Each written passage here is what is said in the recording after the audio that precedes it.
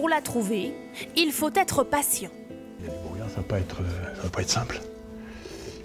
On va regarder quand même, on va être assez silencieux. Notre quête démarre dans un décor mystique dans les étangs de la Dombe.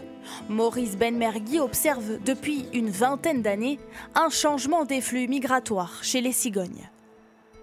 Si elles restent, c'est qu'elles trouvent leur compte sous nos climats et qu'elles peuvent manger, qu'elles peuvent résister à l'hiver.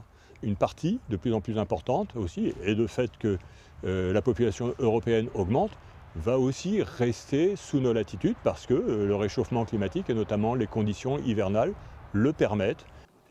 Inexistante il y a encore 50 ans dans la région, la cigogne s'installe progressivement dans l'Ain.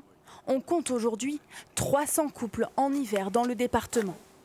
La cigogne se fait timide au petit matin. Les dizaines de nids témoignent de sa présence. Et après plusieurs heures... Ah tiens, on en a une ici. La voici dans le parc des oiseaux. Agréable à observer certes, la cigogne peut aussi agacer. Que ce soit des pisciculteurs avec la crainte de la pêche du poisson, mais aussi le réseau Enedis, RTE, où on va les accompagner, les aider à concilier présence de la cigogne, présence des nids, des collisions et puis transport électrique. Des denrées, les cigognes charognardes en trouvent à quelques kilomètres sur ce centre de traitement des déchets ménagers de Bourg-en-Bresse.